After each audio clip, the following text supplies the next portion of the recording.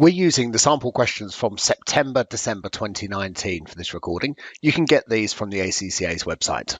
And we're going to work through question 3.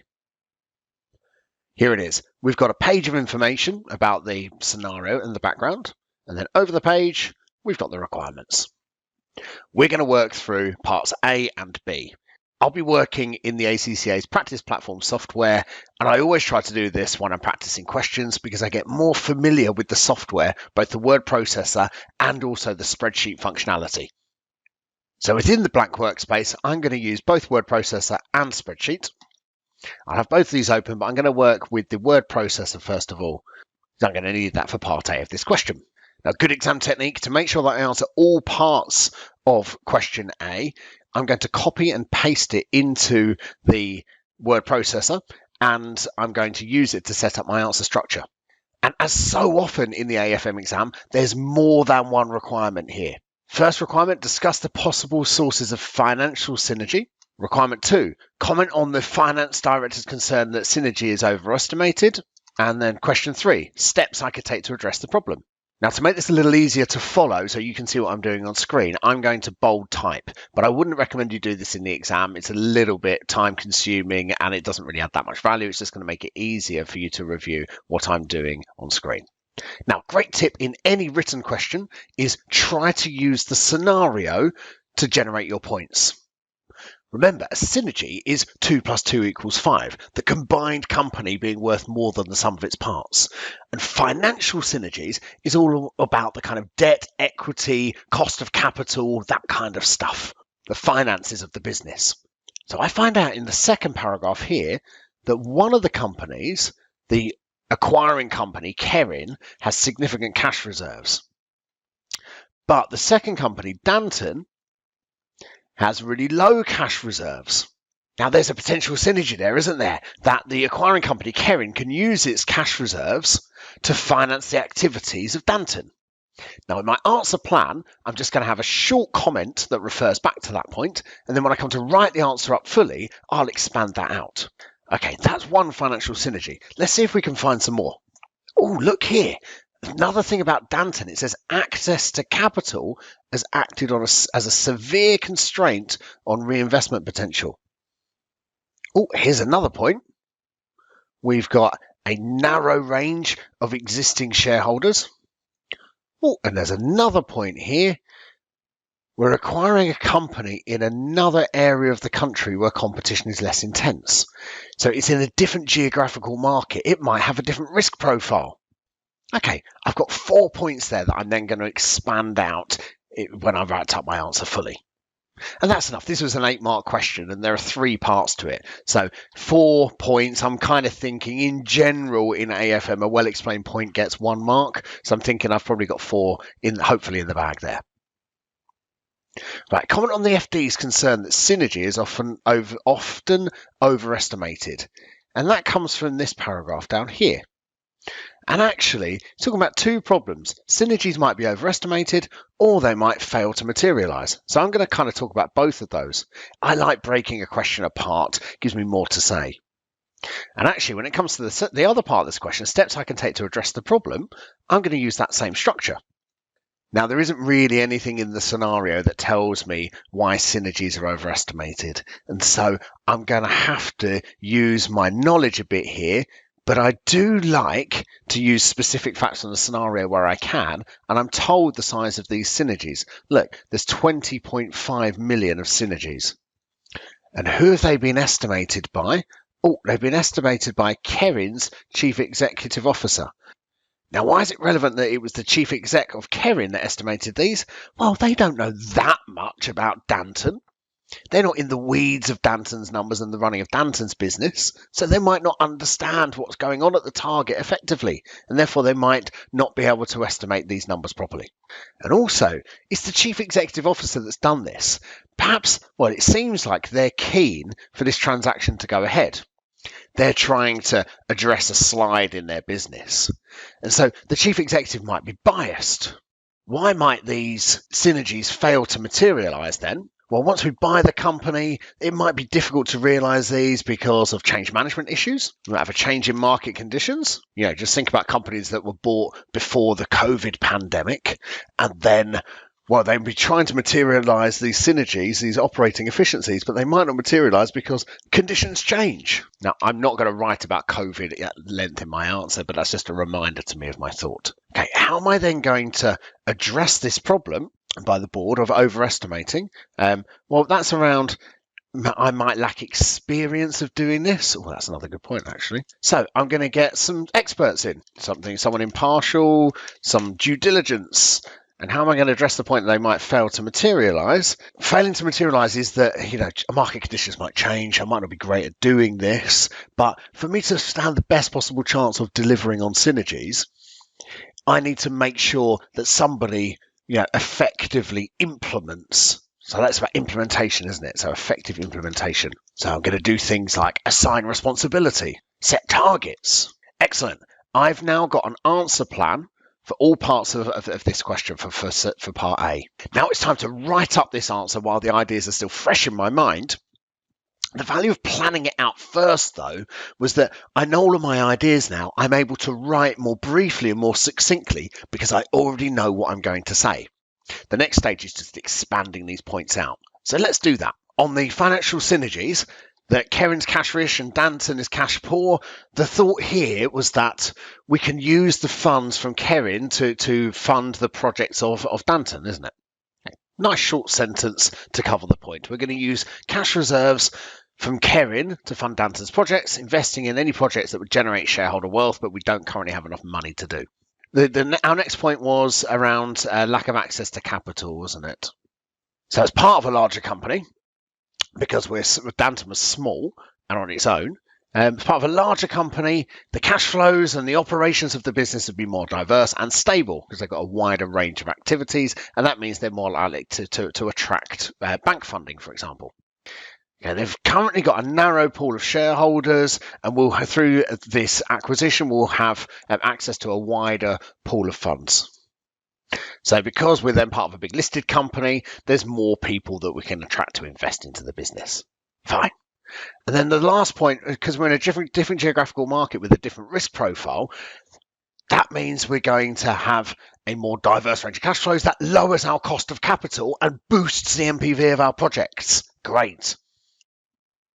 So because we've got this more diverse range of cash flows coming from a different geographical market that has a different risk profile, the cost of capital of the business would be lower because investors would be willing to accept a lower return because their returns are more stable, and that boosts our NPVs and the NPV of our projects and increases shareholder returns.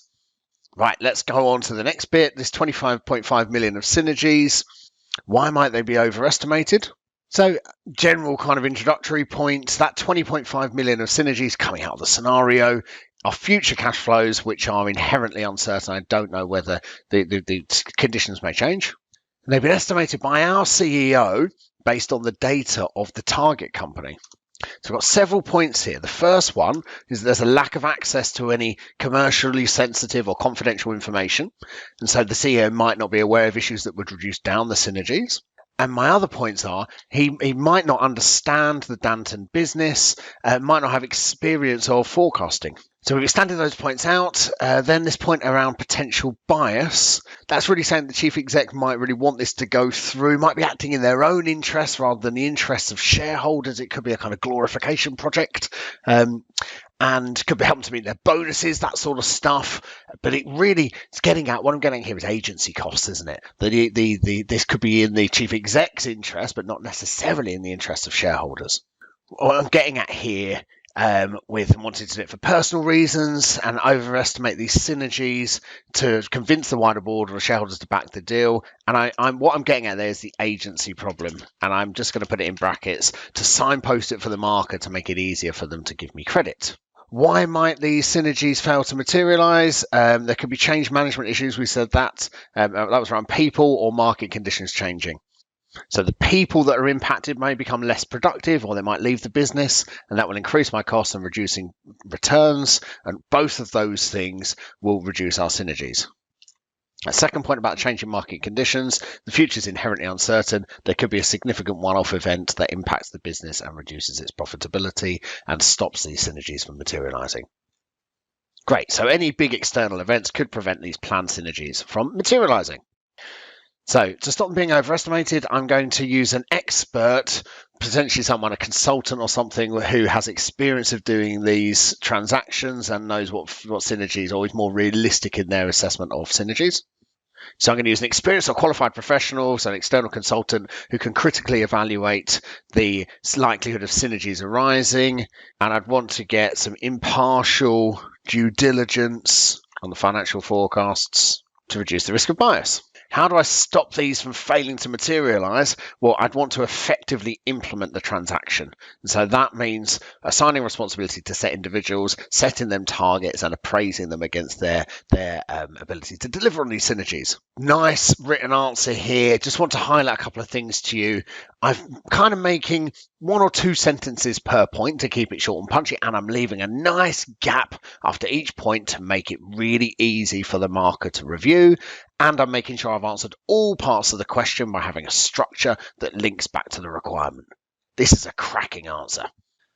On now to part B of the question, where we're having to look at a share-for-share exchange offer and do a calculation of the effect of the cash and share-for-share offers on the post-acquisition wealth of the 2 sets of shareholders. This is a calculation question, and so we're going to use the spreadsheet, and actually there's several questions in here, so let's make sure we capture them all.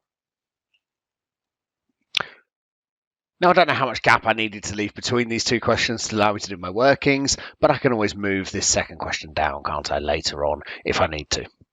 Right, so we've got to do what's a suitable share-for-share offer that meets the criteria which has been specified. Let's do that bit first of all. And the criteria that has been specified is here, this 30% acquisition premium. Oh, the cash offer is there, $13.10 per share. And here are the extracts that I'm going to need to do my calculations for both Kerin and Danton. I'm told their operating profit, fine, and their earnings before tax. Now, I know the examiner tries to be annoying with tax, and they often put this into lots of different questions as a trick. Do I want before tax earnings when I'm doing a share calculation, or do I want after tax earnings? Well, I know it's after tax earnings because my share investors only get access to profits after tax, don't they? That's where dividends are paid out. So the earnings before tax is not that useful for me. I'm going to need to take into account the tax rate of 20%. So just watching out for that all the way through. Tells me the book value of Kerin's shares is 375 million and they're 50 cents each. Oh, why don't they make them $1? Well, the reason they don't make them $1 is because when I'm working out the number of shares, that makes my life a bit harder. The shares are currently 528. Oh, I could use that to calculate the market capitalization, couldn't I, of Kerin? Great. And the PE ratio will increase by 10% if the acquisition proceeds. So that's for the combined company. It tells me that Danton this year, so after these numbers here, has done something that's going to increase my earnings by 2.5 million pre-tax. Okay, another thing I'm going to need to adjust for tax. And it tells me the book value of the target company, Danton. Their shares are $0.25 each, even more annoying. They're not just $1. And the total book value is 35 million, so I can use that to work out the number of shares, can't I? And it tells me that Danton's PE ratio is 20% higher than Kerin's PE ratio. So if I'm going to work out the value of Danton, I'm going to need to know my PE for Kerin. So that's going to be my starting point. Work out the PE ratio for Kerin and then use that to value Danton. It tells me for the combined company, I've got these synergies of, what's that, 20.5 million, haven't I? We used those earlier in the question too. So let's start doing our calculation then.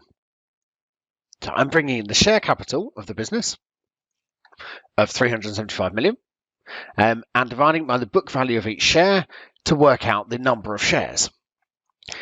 Now, I'm having a little conversation with the marker here and telling them what I'm doing in my calculation, but I'm going to use this spreadsheet functionality and the formulas to be able to do this. And that number of shares there is in millions, isn't it?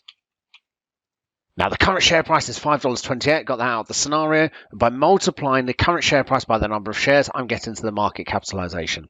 Notice that I'm just looking at my formatting as I'm going through and making sure that it's nicely presented so that the market can easily review my work. And if I've made a mistake, then I'm kind of having a conversation here with the market so that they can follow through my numbers quite comfortably. Okay, so that is going to be the price part of my PE ratio. Now, to work out the earnings part of my PE ratio, I need to take the current earnings before tax, and I'm going to adjust them for tax. But to do that, I'm going to take the earnings figure and times it by 0.8. And because the marker might not necessarily see what I've done there, I'm just going to write them a little explanation. Now, they can go in and audit my numbers. They can go in and see my cell and see that I've times it by 0.8. But I'm trying to make their life a bit easier. I'm thinking about the marker here. So then we can work out my PE ratio by taking the price here of the market capitalization. That's the total share price, and dividing it by the total earnings after tax, which is, a horrible number. And that horrible number, well, what I've done here is I've made it more presentable by looking at the formatting up there, because we're doing it to 2 decimal places. It was a horrible number because it was some disgusting, long, lots and lots of decimal points. But I'm looking at my formatting as I'm going through. Again, the marker could do that for me when they're reviewing my script, but I want to make their life easy. I want to think about them and encourage them to give me more marks. Right, so I now know the PE ratio of Kerin. I can now apply this PE ratio to Danton. So there's Danton's earnings, which are 116.3 from the scenario. But also, we noticed down here that Danton are going to make some cost savings. So their earnings are actually going to be a bit higher. And that's before tax. So I'm going to make them after tax. And actually, I can just copy and paste this entire thing from here, can't I? Because my formulas are smart. So then we've got the PE ratio, which comes from Kerin of 12.96. So we're going to times it by the PE ratio. But we're told that Danton's PE was 20% higher. Okay, and I can now apply that 20% higher PE of 15.55 to get to a valuation for Danton by timesing it by the earnings. So I now know what the two companies are worth. I've got Kerin worth that, and I've got Danton worth that. So the combined company, 5,438 million. Well, I'll need to work out. So that's what the two bits were worth separately and what they'd be worth together if I just added them together. But remember, when I'm adding these businesses together, I've also got these synergies to take into account. And I've got the thought or the idea that the combined company's PE will increase, or Kerin's company PE will increase by 10% if the acquisition proceeds. So that's the value before the transaction of the two companies. Let's work out what it is afterwards. So my Kerin earnings, let's get that from up here. I like a sort of copy and paste type approach. Danton earnings, and my synergies are going to be the 20.5 million times 0.8. So I'm going to have combined earnings of just over 416 million.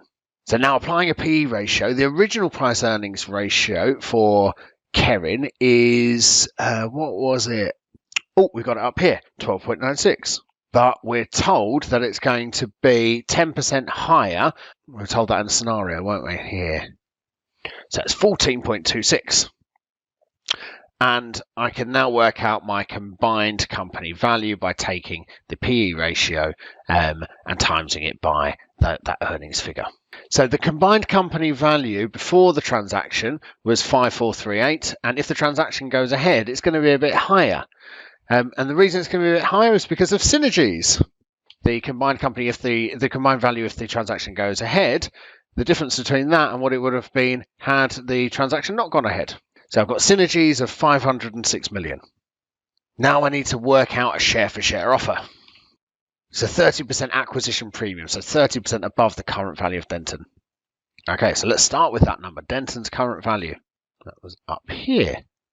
So Denton's current value is looking there, 1478. And then we're going to add 30% onto it. So when I add that 30% onto the value of Denton's current value, that's the amount of the combined business that the Denton shareholders are going to need to be given. They're going to need 1.9 or 1921 of value. And that's going to come out of the total company value of 5944. So that's the amount for Denton shareholders. And therefore, the amount that's left for the Kering shareholders is the difference between them. And that's going to be for their 750 million shares that they've already got. So I'm going to need to work out. So 750 million shares is going to be, well, let's have a look at it in percentage terms, actually. So the total company value is going to be 100%. That's 100% of the shares. And then out of the value, well, I'm going to need to work out what percentage is going to Kering shareholders. And that's going to be their amount of the company's value divided by the total.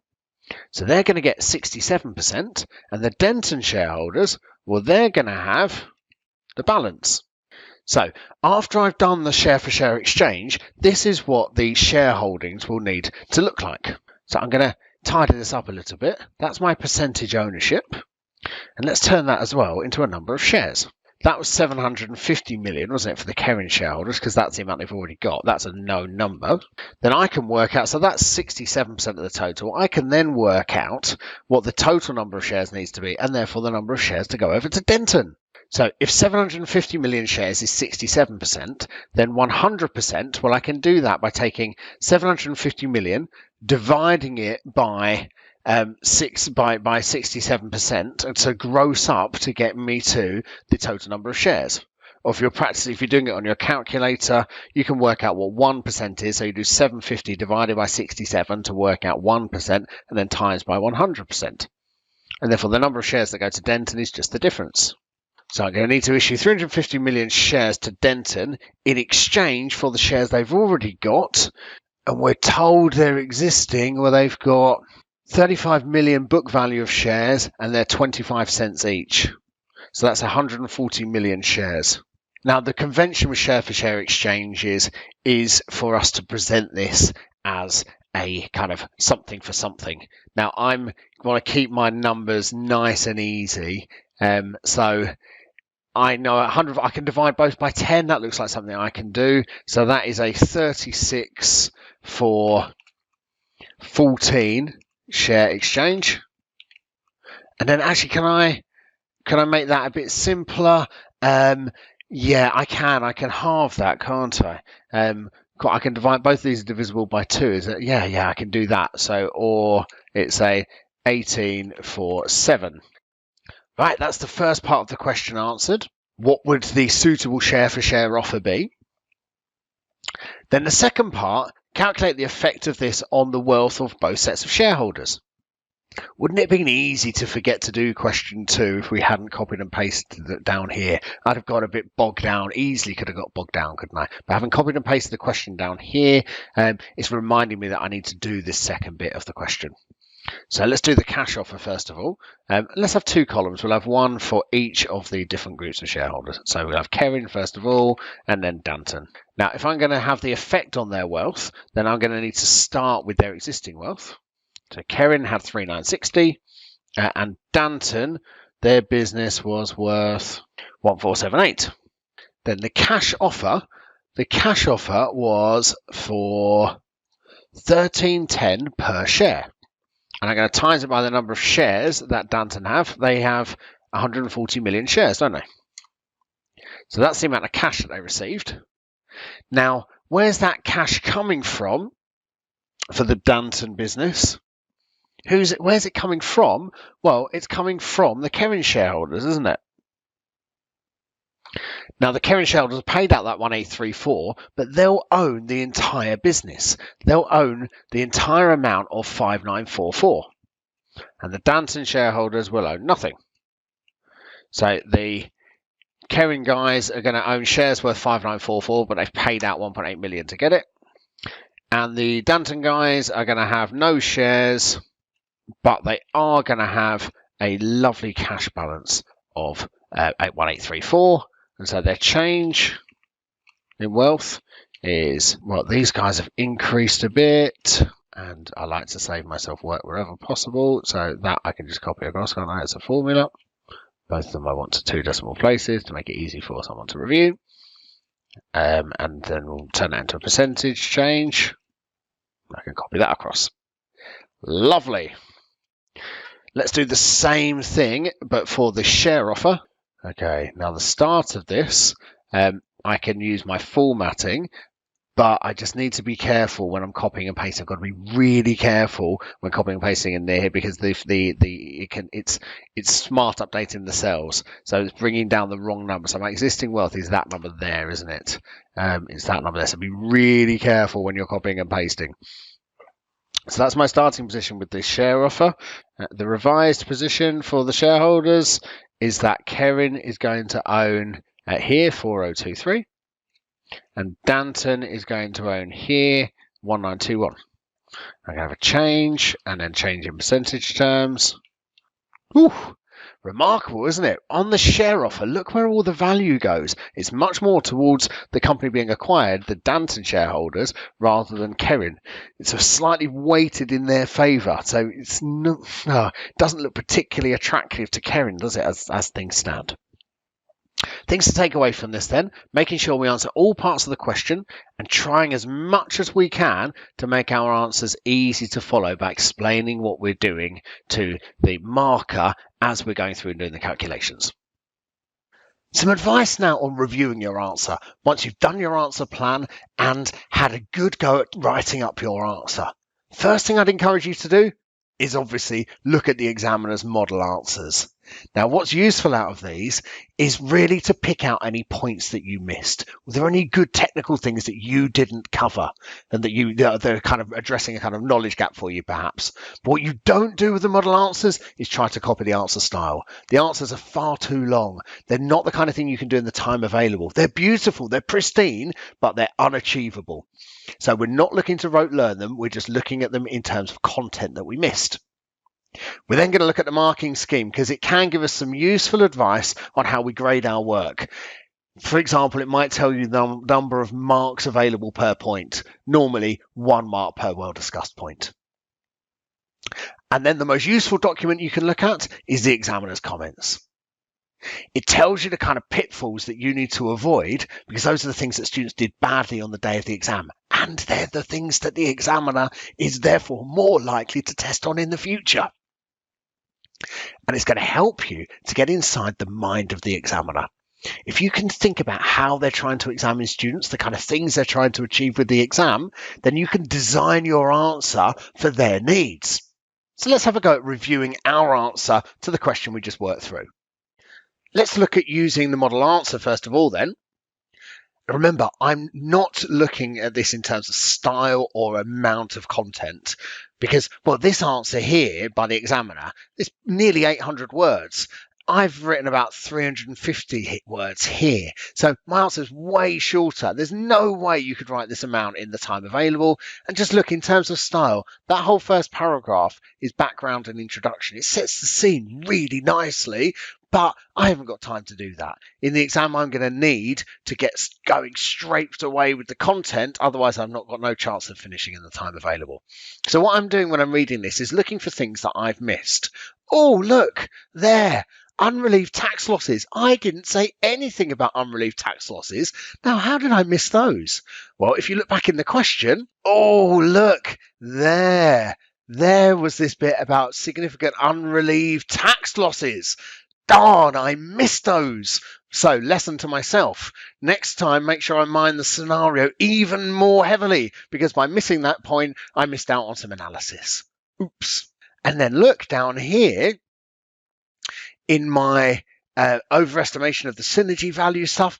There's some points in here that I didn't make, like deal advisors wanting this to go through and cheap credit promoting it. So there's a few things that I missed. Okay, but I'm pretty happy that a lot of the points that I got in the answer there, that are in the answer, are things that I put. Let's then look at using the second really helpful document, which is the marking scheme, when that's at the end of the answers. Okay. Oh, we're not really given very much that's helpful here. 4 to 5 marks for financial synergies, 2 to 3 marks for overestimating the synergies, and 1 to 2 marks for these proposed steps. So I guess all I can really do with that is look at it and go, well, it's going to be 1 mark per relevant point. Did I have 4 or 5 here? Yeah, I did. Maybe I slightly overdid it in the overestimation of the synergies because I've got 5 or 6 points there. But I'm fairly happy that I've written a reasonable amount. And what I'd have to be doing here is each one of these going back to the model answer and going, is this something that was in there? If so, give myself a mark for it if it's been fully explained. Then the other document that is even more useful, the examiner's report. Now, the general section here has got loads of good stuff in it, but where the real value is when I look at the particular question I've just answered. And this is going to help me for the marking, actually. So question 3, it was the synergies, mergers and acquisitions question. And look, if you read through part A, many students discuss non-financial synergies like revenue and cost synergies. They didn't read the question carefully and they wasted their time because no marks were given for this sort of discussion. So I'd be looking at mine now and going, are they actually financial synergies, or are these things about generating more sales, revenue synergies, or cutting out costs, cost synergies? And actually, I'm pretty happy that I have answered the question here. But reading the examiner's comment here is telling me something that students did badly on the day. Now, the real problem of having discussed non-financial synergies, not only would it have earned you no marks, it also would have cost you time, so it's a double whammy. So a huge learning point here is about reading the question carefully and only answering the question that has been set. But by using the examiner's comments here, I'm adding a bit of extra value over what is in the model answers and in the marking scheme.